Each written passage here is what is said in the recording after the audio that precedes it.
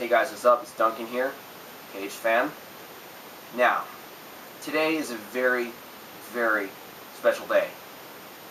August 14th, 2012. The long-awaited, anticipated album from the Faceless, following up from Planetary Duality, entitled Autotheism, comes out today. That's right, it is out today. And wow, this album melted my fucking face off and became faceless. Get the pun? Anyway, now this album, again, like I said, follow-up to Planetary Duality, which came out in 2008, I believe. And the thing I really liked Planetary Duality, but a little bit of the production kind of killed a bit of it for me. Like the drums sounded really, really triggered, which I'm not the biggest fan of. If you trigger it and you do it right, then I would like it. But it was a bit too clicky for me on that album. But nonetheless, it was a great album. Now, for my opinion, for me, I honestly think that Autotheism really, really topped Planetary Duality. Hell, even Akeldama, which came out in 2006, which was their debut, which received a lot of high praise when it came out. Now, for those who don't know, this came out today on Century Media Records. The Faceless is very well known for their technical death metal style. This album, though, features pretty much almost a completely different lineup, minus the fact that Michael Keane and Lyle Cooper have remained in the band since the last album, Planetary Duality. They got like 3 new members, but a guy by the name of Wes, he's the other guitar player, very killer player, very solid. Evan Brewer, which we all know, really great bass player, his solo work's amazing, and don't know his last name, but his name's Jeff. He's the new vocalist. He has been for like the last year, I think. For those who may not have known, but if you guys heard the Eidolon Reality, which was released last year as a demo, excuse me, I believe Jeff did do vocals on that, and you wouldn't really tell at first because he sounds just like the old vocalist, Derek. And I think he did a really killer job on that, and that pumped me up for the new album. And did it deliver? In my honest opinion, it did. The drum work on this album is, oh man, it's incredibly solid, precise, and punches you right in the face throughout the entire album. I mean, Lyle Cooper really laid it down on this. The rhythms he came up with on this album were just phenomenal. And the drum mix is actually perfect for this album, honestly. It's not too triggered. It's just a little bit clicky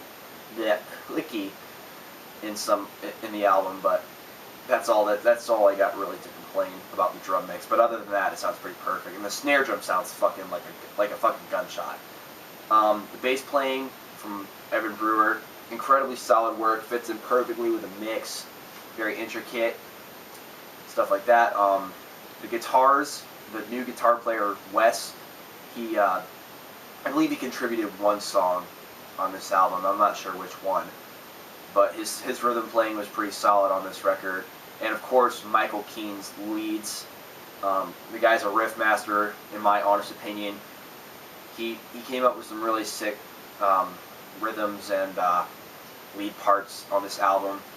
Just the normal Michael Keane style, shredding, incredibly precise, clean, crisp, etc. And the guy I really don't think he could do wrong with the guitar. And then the vocals, Jeff. Like I said, he nailed the Faceless style vocals. He sounds just like Derek, like I said. So he pulled it off on this record. I really think he did. And also, there was a lot of clean vocals on this record, which some people are not going to like if you're like a hardcore death metal type fan. Honestly, I think the clean vocals by Michael Keane fit in perfectly with this album, especially on the first 3 tracks of the Autotheist movement, the 3-part movement in the beginning of the album, which in my honest opinion, as well as other people would agree, that it's probably the best part of the record. But the other parts are good. The other parts of the record are good. But this, I mean, honestly, the 3-part Autotheist Movement was probably the best thing Michael Keane has ever written in out of the entire Faceless discography.